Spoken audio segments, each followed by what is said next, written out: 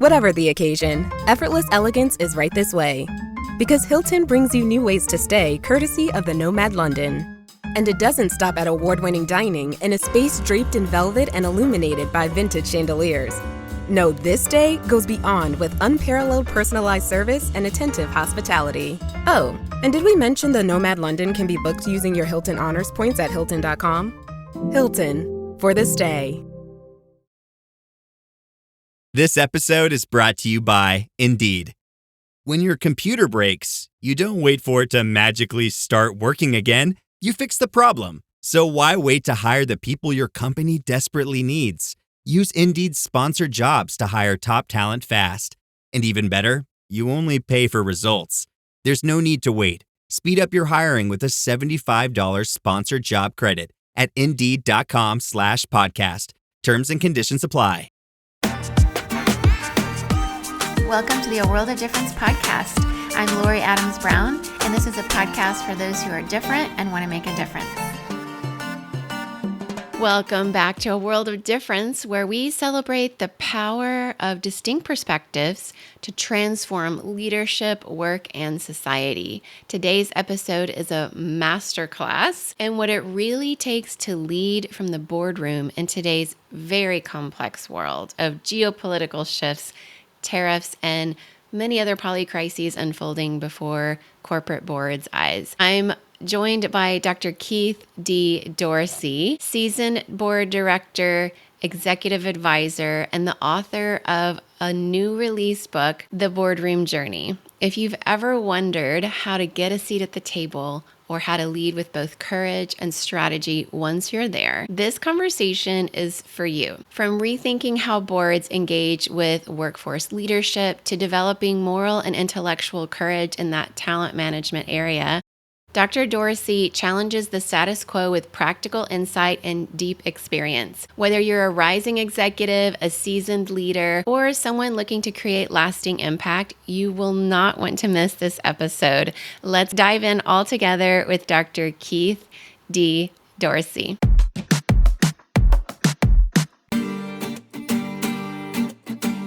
Hi, Keith, and a very warm welcome to A World of Difference podcast today. It's great to be here. I'm really excited for this conversation. Enjoy getting to know you and reading your writing. This conversation is really going to be very special for those who may have not considered some opportunities around board service for women in particular, which is something your latest book is about. You've had a remarkable journey from executive search to board service and thought leadership. I'd be really curious for you, just really here out of the gate, to let us know what inspired you to focus your career on empowering others to access boardrooms. You know, I tell people, Lori, that this has been a serendipitous journey, and that this is my third chapter, the first being in the U.S. military and the Air Force for a number of years, and then just over 29 years in corporate America, leading very large sales teams for first the Fortune 1000 for about 17 years and the Fortune 500 for about 12 years. And in doing so, develops,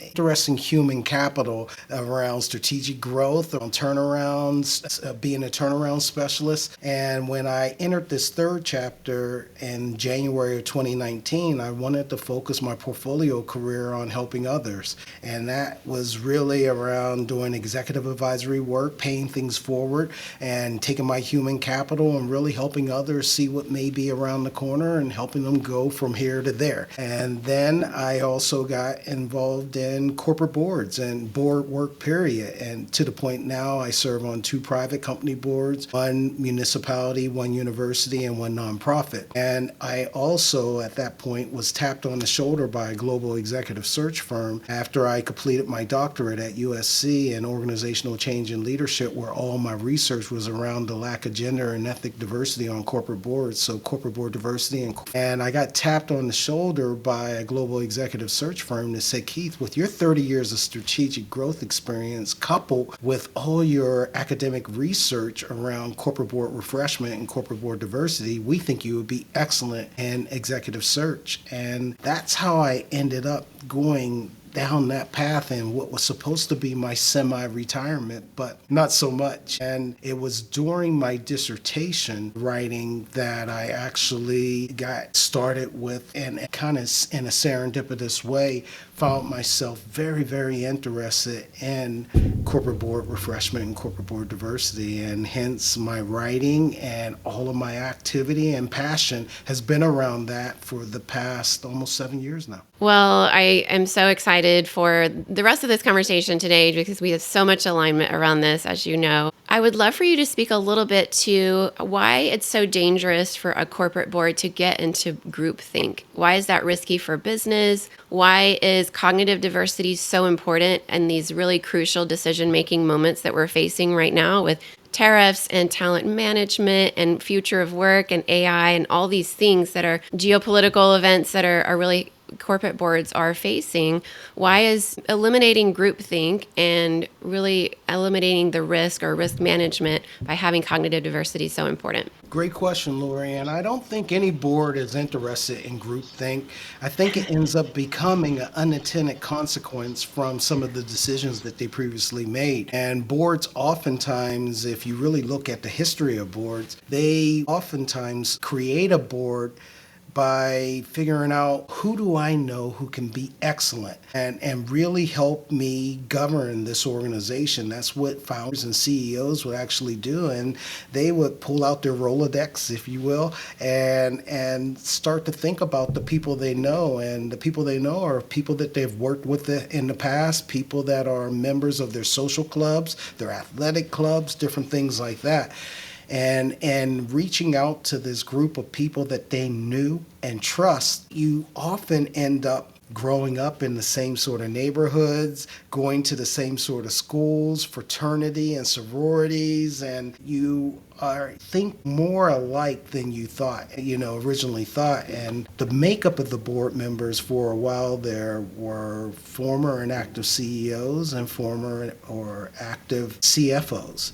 And that group of people still oftentimes thought, so the unintended consequence of surrounding yourself with your social capital, your network of people that you know and trust enough, you end up getting this group of people that maybe think more alike than they knew. Because of that, the beauty of cognitive diversity or diversity of thought is beginning to bring in people that may not look like you, may not have gone to the same schools as you, may not have grown up in the same neighborhoods of you, may not be the same age as you, and now you can mitigate risk so much better, and you can disrupt so much better because you're bringing in thoughts that came from areas that you've never considered before. And because of their mental models and their cultural capital that they bring to the table, they will ask different questions. And they could be a person of a different gender, ethnicity, a person of a different age, and someone that grew up on a farm versus someone that grew up in the inner city, someone that went to a private school, public school, or a state school, many different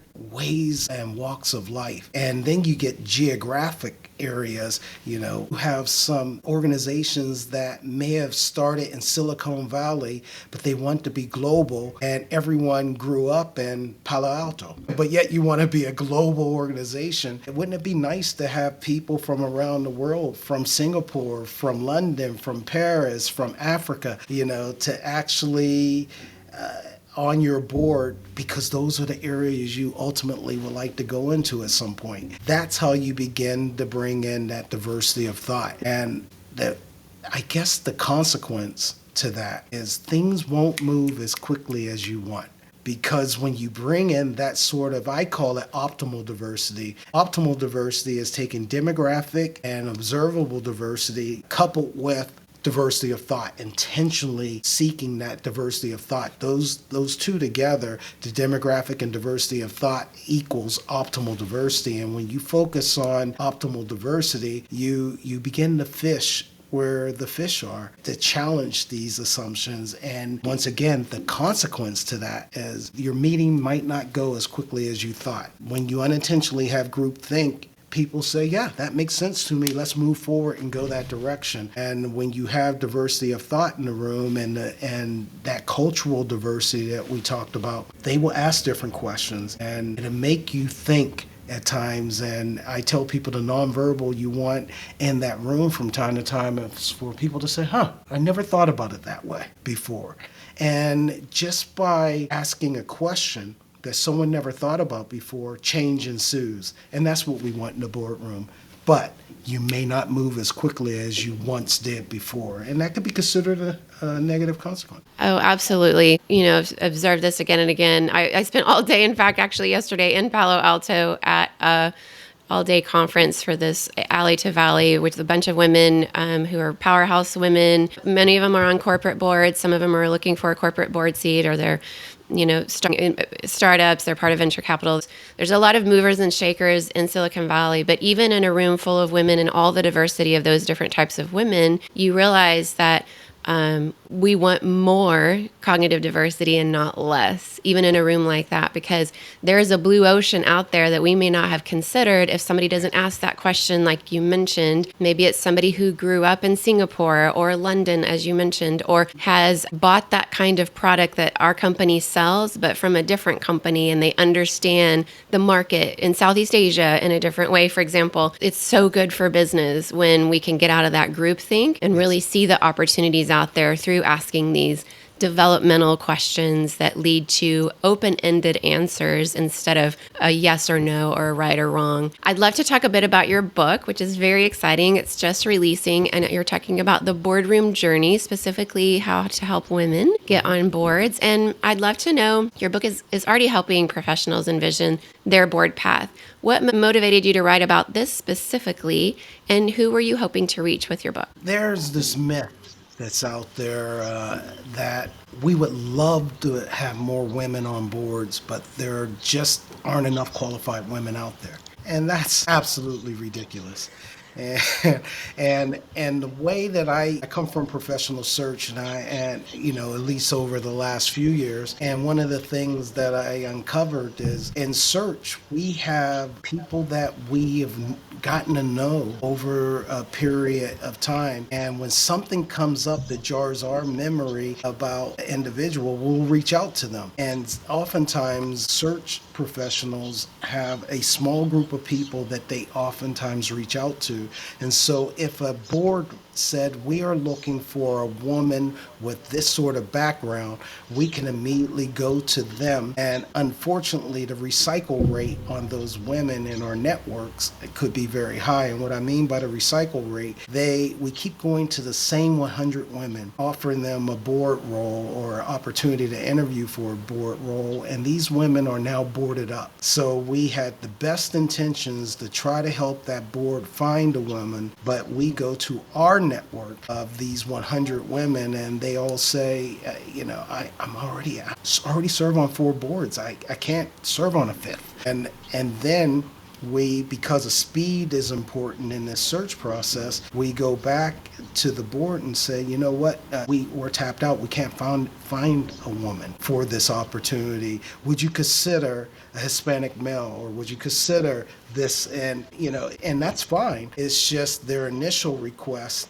may have been a woman, and that's where we have to teach people to fish where the fish are and not just go to your immediate network. And the challenge even professional search firms, if they come back and say we can't find one, so then maybe we should work with another search firm this time that may have a different network than yours. And I bet that professional search firm will say, no, time out. We will find you someone. But if you make it easy for them to say, we can't find one, would you consider something else? And if you accept that, you didn't stress the system enough to find what you initially were seeking. So I wanted to, teach these incredible women that are exceptional executives and exactly who boards will need to market themselves a little differently. We use the word networking at these events. It's, squeezing palms and kissing babies, giving out business cards and different things like that. And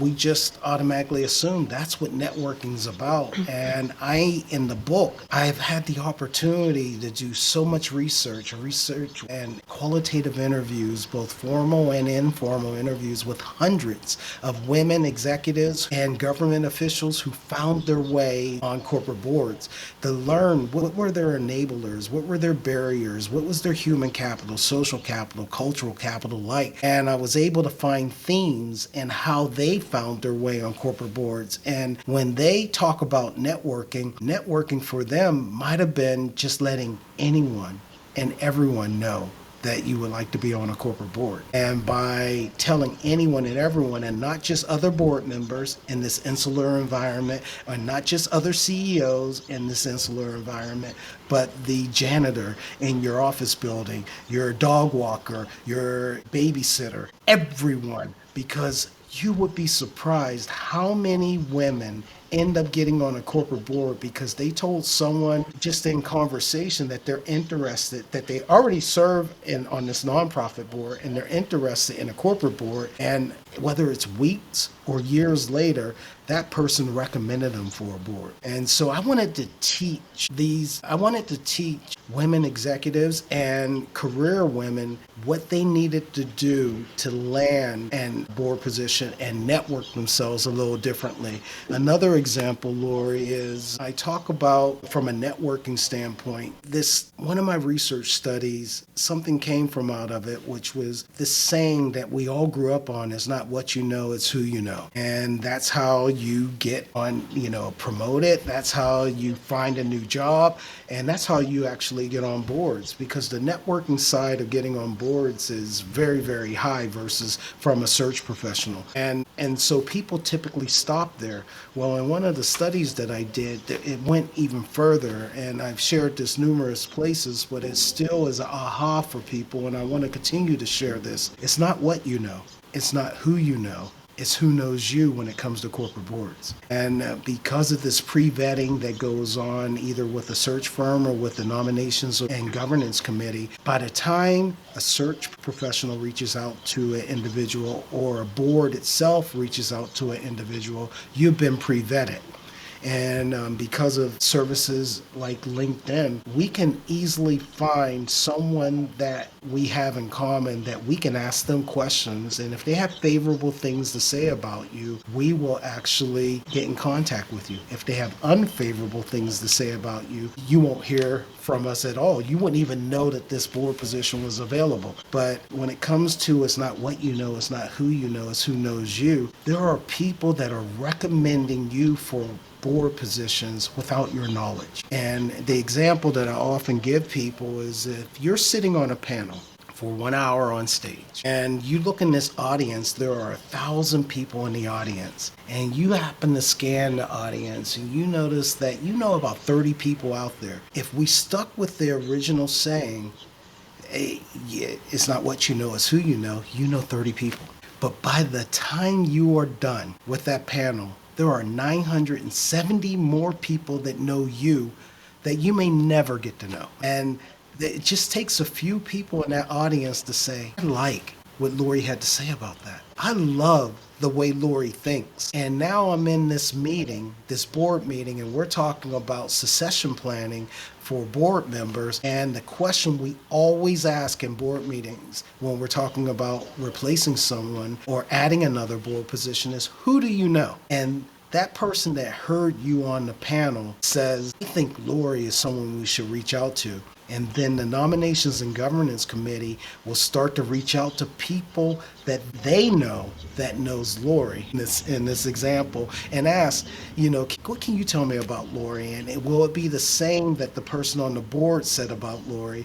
And if they have favorable things to say, that's great. Or they'll reach out to a search firm and say, I want you to do some pre-vetting on Lori. I heard great things about her, but I want to know what else you could find out. And should we consider Lori for our board?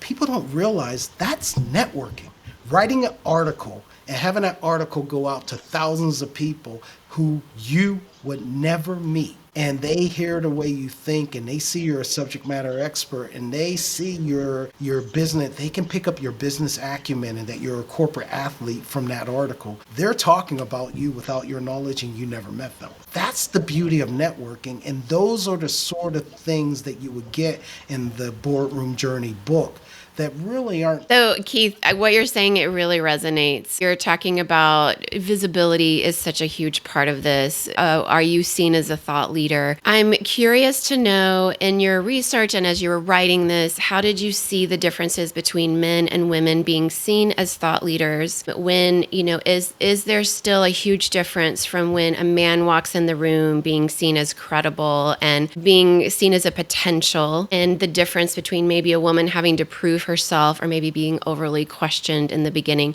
because of the narratives our society feeds us about the differences between men and women? It's a great question, Lori. There's some unconscious bias that's still that's still out there.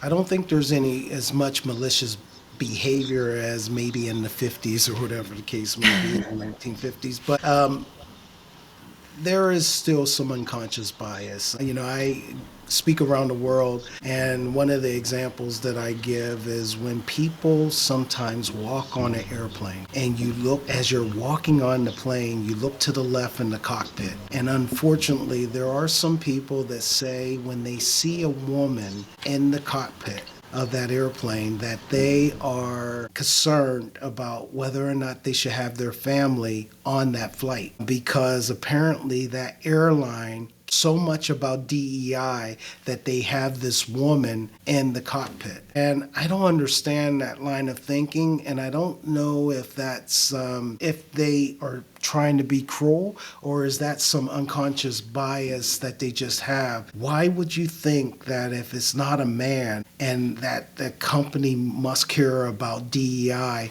and that person was a DEI hire, and you don't know anything at all about that woman's credibility and capabilities? I tell people when I talk about this, I said, you don't know if that woman was a retired Navy fighter jet pilot who landed over 1,000 sorties on this tiny little aircraft carrier that's bobbling up and down in the ocean. How could you just look to the left and wonder if that person was a DEI hire and is my family going to be safe? So does that happen in society? Unfortunately, yes. Does that happen in the boardroom? Unfortunately, yes. And it takes incredible board leadership to recognize that that unconscious bias could exist. And there are things that women can do when they are serving on the board to prevent some of that, and when it does present its ugly head, do something differently about it. There are women in my studies that have shared with me they would make a statement during the board meeting, and someone, the chair or someone else, will say that's kind of in the weeds. We need to be high level here in these discussions, and that's very strategic. And then 30 minutes later, a male would make a very similar statement or ask a very similar question, and they have a 15-minute discussion on it because they thought that was strategic. But it was the exact same question. And when those things happen, and unfortunately they still do, to be able to have mentors, allies on the board that you can later pull aside and give examples and ask them specifically to watch out for that. And when you see it, now that I remember I said simply by asking a question, change ensues. By having that discussion and asking a fellow board member, did you notice that? Change ensues because they'll start to notice it. And when they notice it, you can ask them, can you chime in and say, well, that's the same question that Mary just asked. And you said that was tactical. Or to chime in and say, well, no, is that a tactical question? Let's give Mary the floor a little bit longer. And that's the inclusive side of DEI. And we're really trying to, in today's culture war, to even get away from that acronym, because it's easy to hate an acronym and to dislike an acronym. Something was recently put in front of me that really makes you think, and they said really try to get away from the acronym DEI and really ask people to spell it out. diversity, equity, and inclusion. And what specifically do you dislike about diversity? What specifically do you dislike about equity? And what specifically do you dislike about inclusion? And, a lot of media and some organizations that are against this diversity, equity, and inclusion will teach very briefly and confuse the confused how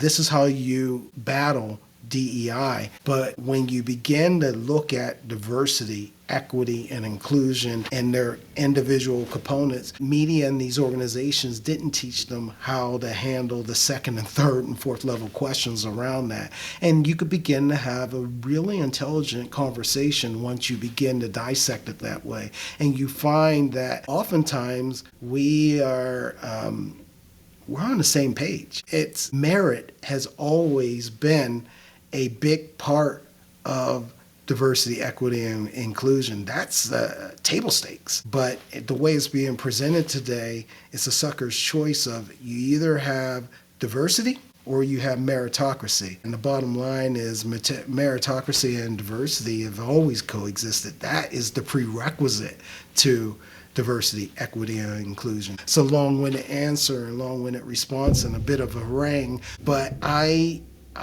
believe that we're not too far apart, and we just have to calm down and ask thoughtful questions and really listen to the answers, and we'll find out that we aren't that far apart, and we can agree on a lot of these things, and we could begin to address our unconscious biases when it comes to women on corporate boards and in other areas as pilots and so on and so forth. Well, absolutely. I know our global audience listening to this really resonates with what you're saying. I myself, working in a technology manufacturing company based here in Silicon Valley, but an enterprise global company, there are companies where we work where DEI metrics are expected. And so corporate boards are wrestling with this, some of the regulations that have changed in the United States, some of the wording that has changed. And once again, to me, as somebody who speaks 6 languages, I'm happy to change wording if it communicates better. But at the end of the day, I think you're right. Most of us share these values because honestly, we know it's good for business. The research is very clear.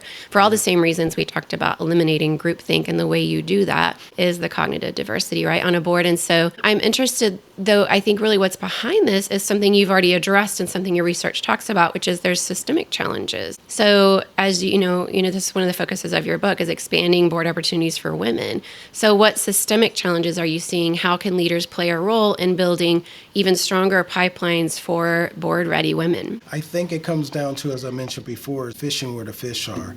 One, if you have this prerequisite that the next board member must be a CEO of a Fortune 500, well, there are only so many women that are CEOs of a Fortune 500. So just by having that prerequisite alone, you're going to narrow your opportunities. And those women are boarded up. They are serving on as many corporate boards as they possibly can. They're either active CEOs and they can only serve on one, or they're recently retired CEOs and they quickly got to their 4, boards. So just by changing the prerequisites to serving on a corporate board is a big component of what needs to happen to have. The other thing is women and people of color often think they aren't quite ready.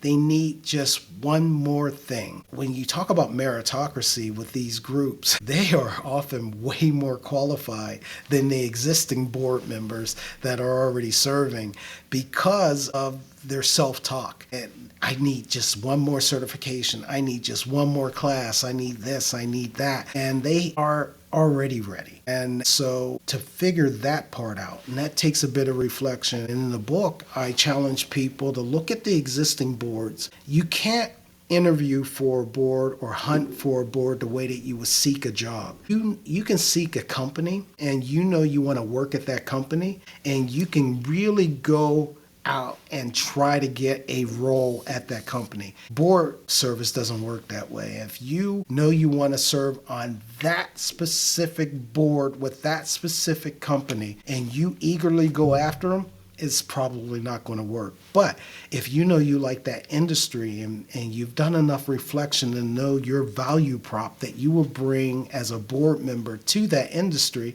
you can, and what I write about in the book is you can begin to look for companies in those industries and find people via LinkedIn that you know someone that is on that board. And you could set up a 15-minute meet and greet, have them introduce you, set up a 15-minute meet and greet or a breakfast, a coffee, a lunch. And in doing that, you can have a conversation with them, not about getting on their board. That is a no-no.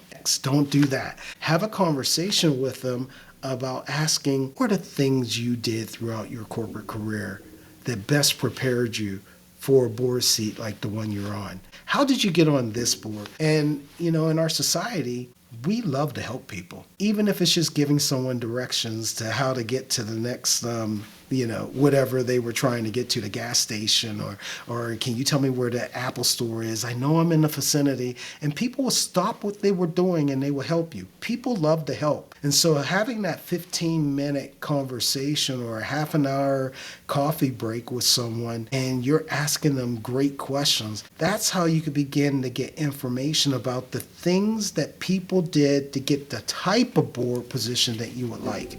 And that's great information, because then you could begin to reflect on, how many of those things do I presently have? Where do I have gaps? And you may find out you don't have any gaps at all. And then it really comes down to building relationships with people that ultimately might reach out to you at a later date when they're having that conversation. Who do you know? Well, they got to know you, just not because you asked if you could serve on their board, but because you developed a relationship via your inquiry. And that's how it happens. That's networking in a different way. And that's what I'm referencing throughout the books. And so if it's going to be, it's up to me. I can't control what all these other organizations are doing, but I can control what I can do differently to get different results. So as a consultant, I try to help boards think differently to get to different places. And as an advisor, I try to help executives think differently to get to a different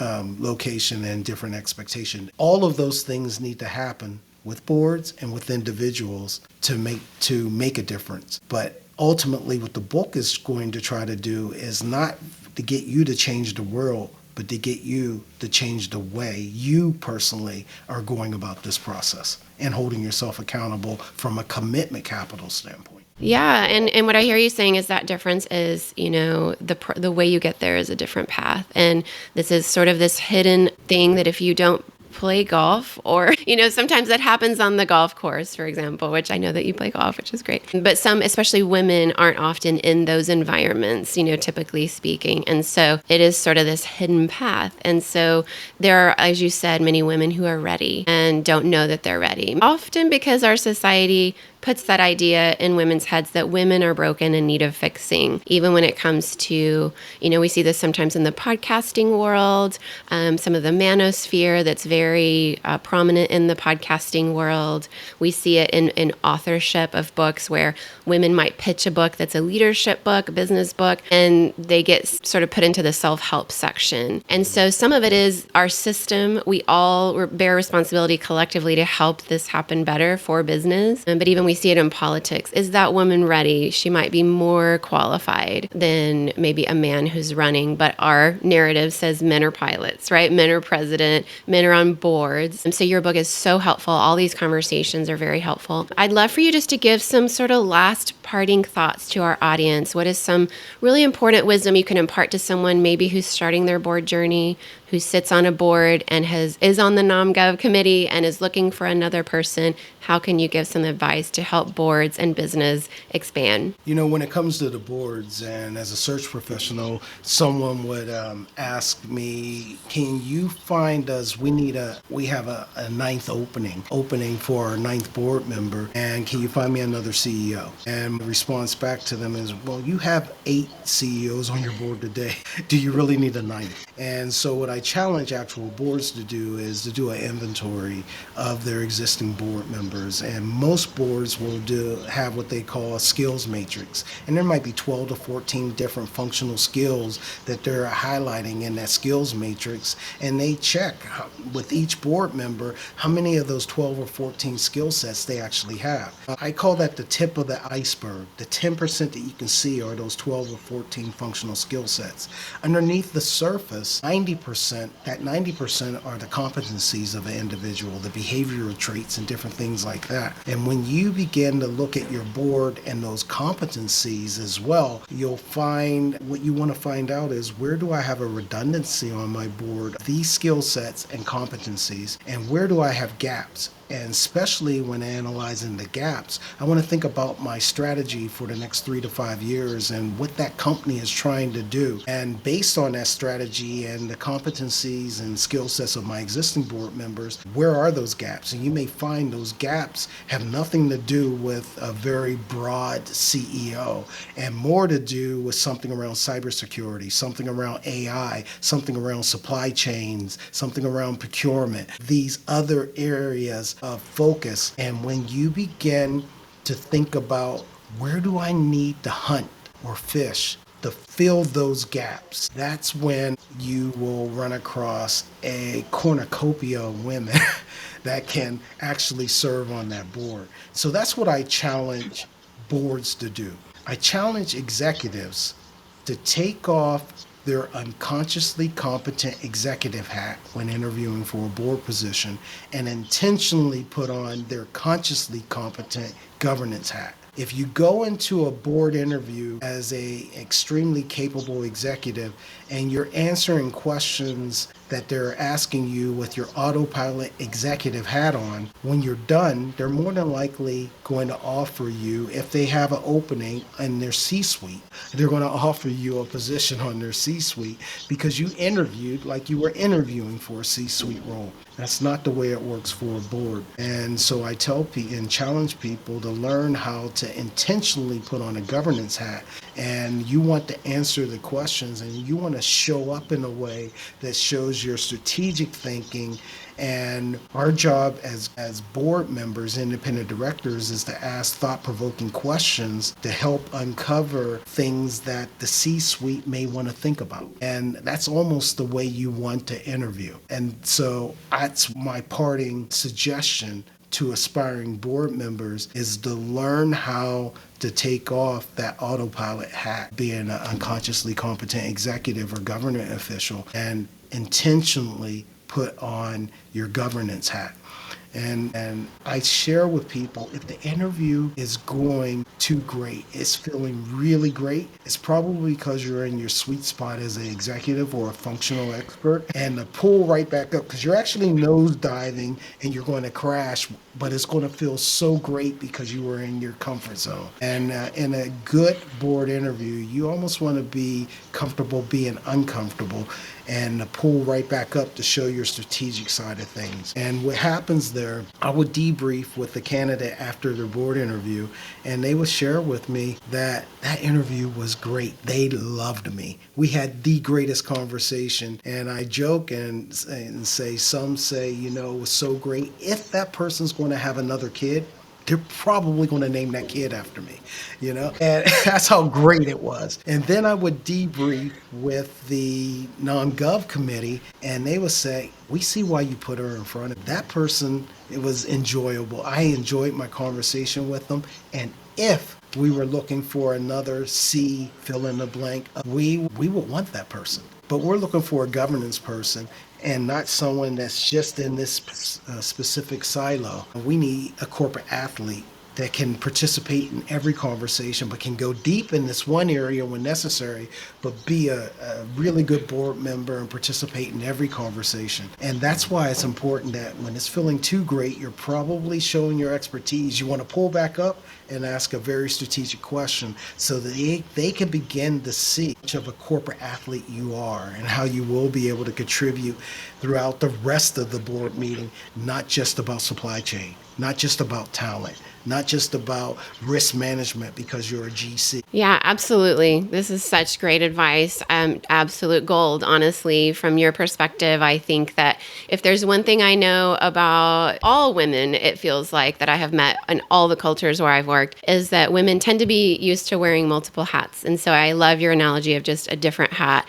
You're asking thought-provoking questions. You're seeing this more in a broader scope. I really think that's just absolutely wonderful advice to offer to our audience who might be out there looking for the first corporate board seat, their second corporate board seat, or maybe they're on that non-gov committee on a corporate board and figuring out how they can expand beyond just a CEO. Thank you for your time today. It's been so insightful. We are so excited about your book and hope it gets into the hands. We'll put it in the show notes. Everybody go out and buy it. It's incredible information that you need to get your corporate board seat.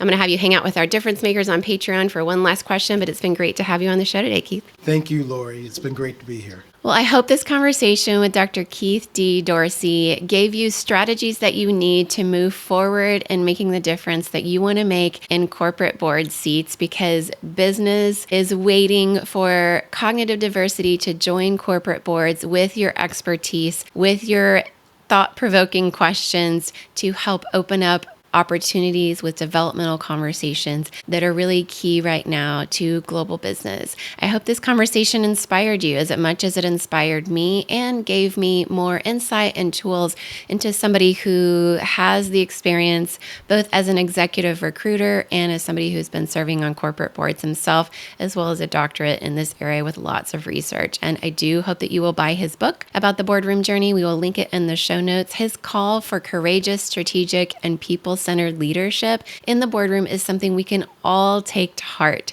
whether we lead teams or companies or movements. If this episode sparked ideas or spurred you on in some particular way, maybe gave you that fire inside you to do something action-oriented, I would love to hear about it. If it gave you ideas that helped you think differently about leadership, I'd love for you to share this episode with 5 people in your network that you think could really benefit and start that conversation. Maybe they're colleagues, mentors, your own boss at work, somebody that has been your executive coach for a while, anybody that you know who's ready to take their leadership to the next level, as a way of saying, let's have this conversation together. That's what these episodes are for, conversation starters. We just give you a person who comes with their expertise and they get the ball rolling for you and those in your network that you want to speak about these conversations with, as you bring differences around the table with each other and make a difference together in each other's lives. And certainly so many of these strategies he shared with us today are going to make a difference in how you show up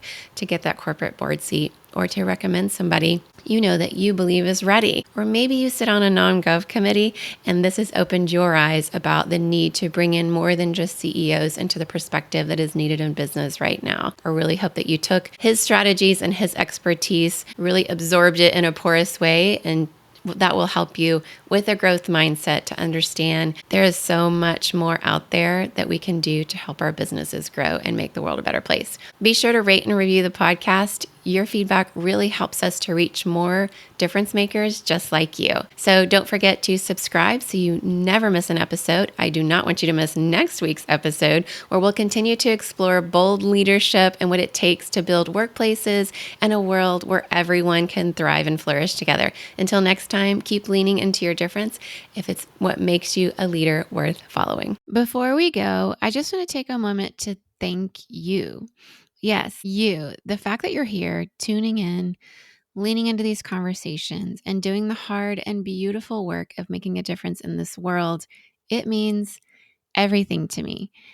In this episode, if it spoke to you, if it brought you healing, hope, or even just a new perspective, I'd love for you to help us spread the word. Subscribe to the podcast, leave us a review, and share this episode with someone you think might need to hear it. Your support helps this community grow and also helps us to keep having these important conversations. You are such a vital part of this journey. And every time you listen, every time you share, you remind me of why we do this, because you are out there making a difference in your own beautiful, messy, and imperfect way. And that matters more than you know. So thank you for being here. Thank you for showing up. And thank you for making the world a little brighter, a little kinder, and a little more whole. Until next time, take care of yourself and keep making a difference. You are loved.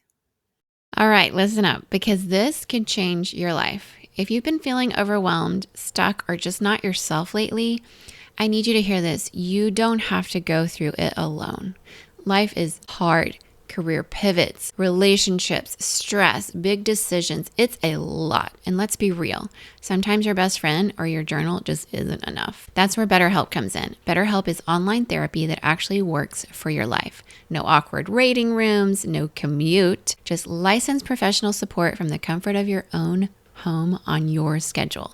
Whether you need help processing a big change, setting boundaries, or just getting unstuck, you'll be matched with a therapist that fits your needs. Here's the best part. As a listener of A World of Difference, you get 10% off your first month. Just head over to www.betterhelp.com/difference. That's www.betterhelp.com/difference to get started today.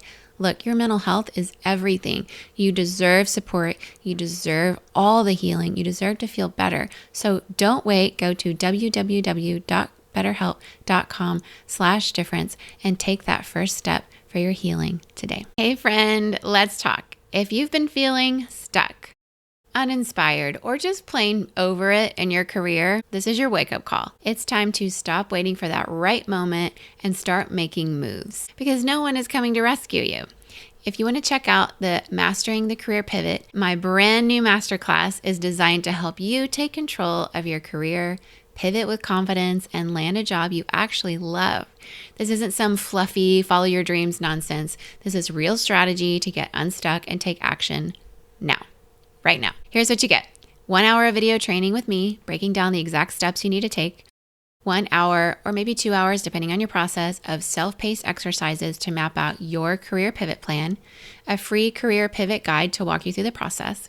A clear, actionable roadmap so you can stop second guessing and start making moves. And if you want to go even deeper, you can grab the Pivot Package, a powerful set of tools, including a detailed workbook and 3 must-have spreadsheets to track your job search, networking, and applications like a pro. And let me just say, if you're going out there expecting to just apply for a job, the first job, and get it, maybe you're one of those people and maybe you do. But if you're like most of the rest of us, you get a job based on people you know. And statistically speaking, that's true, as well as in my own lived experience and career journey. So networking is really a huge part of it, but a lot of us don't know how. And so a spreadsheet where you can track that, break it down, figure out what to talk about. I have some sample interview questions, or you can do informational interviews. There's so much there in the Pivot Package that is part of my own journey that helped me when I did a career pivot several years ago. So here's the deal. This course will save you hours of frustration, second guessing, and aimless scrolling on job boards. Not helpful. You don't have time to waste, and your future is waiting. So let's get after it. Go to loriadamsbrown.com/career pivot and sign up for Mastering the Career Pivot today, because your next chapter, it's not going to write itself.